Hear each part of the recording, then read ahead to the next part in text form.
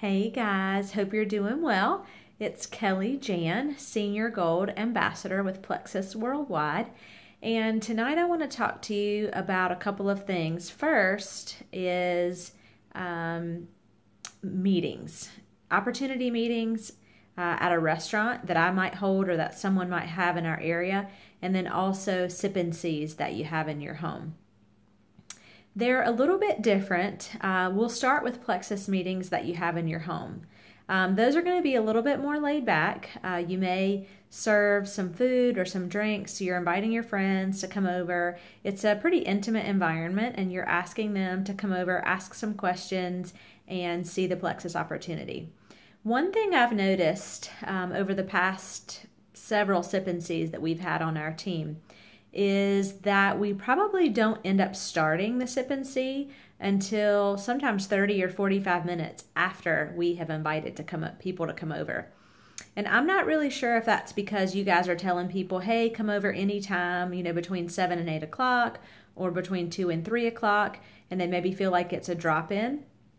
But you want to make sure that you're being respectful of not only your guests' time, because what happens is once the meeting starts and people have questions, you find that you're sitting there for sometimes 2 hours or more, and it might be on a school night, and sometimes people have to leave before the actual presentation is over with.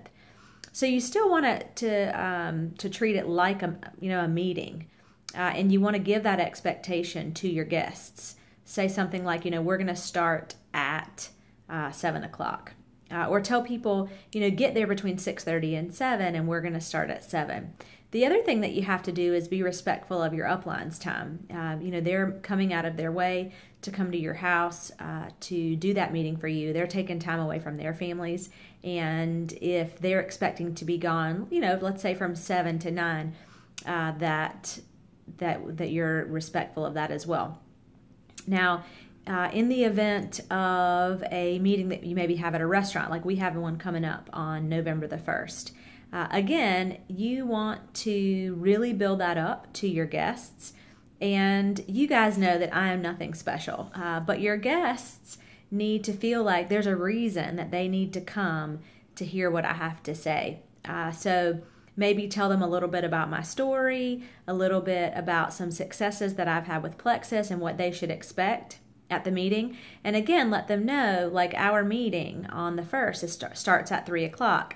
So maybe say something like, get there maybe 15 to 20 minutes early. I'll meet you there at 2:45 so that we can get settled. Because what I want to be able to do is start the meeting within, at 3 o'clock or 3:05, so that by 3:30, I am getting people to be able to ask questions. And by 4 o'clock, people can leave, because I really do want to be respectful, and I don't want us to get in the habit of having 2.5-hour opportunity meetings, because they really don't need to be that long. The last thing I want to talk about tonight is edification, and I'm not sure if you're familiar with that term, but what that means is you building up with words someone else. So I read in the book 6 Figures in 6 Months. I'm not sure if you've read that book, but it talks about that edification is like a boomerang. And the way that works is, that I am going to be coming to do a meeting on November 1st. So when you're talking to your guests about that meeting, again, you talk to them about me. And then when you get to the meeting with your guest and you introduce them to me, I will in turn, like that boomerang, I will edify you in front of your guests. We know that Melissa is coming tomorrow, which is crazy that she is going to be with us.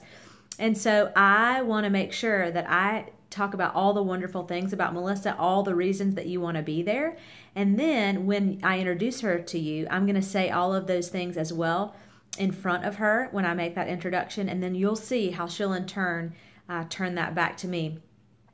And so even when your upline comes to do an opportunity meeting or a sip and see at your house, what I've found is that when your upline is there, they are just sort of standing around waiting to start the meeting. where you really, as the host, need to take that opportunity to introduce the room to your upline, talk about how excited you are that they're there, how privileged everybody in the room is to get to hear them speak and hear about their experiences and be really, really excited.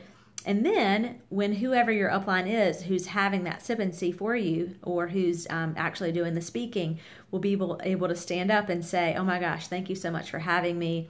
You're so lucky to have so-and-so as a friend. They really think a lot of you to invite you here today, and so forth.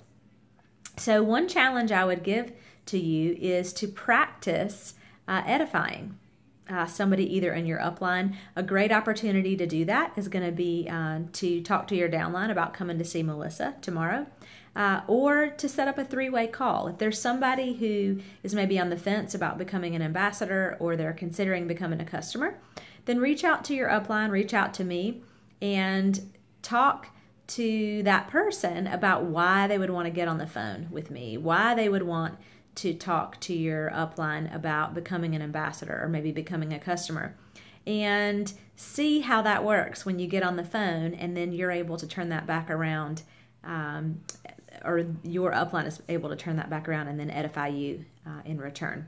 So I hope you guys have a great night, and I can't wait to see so many of you tomorrow when we meet with Melissa. Bye, guys.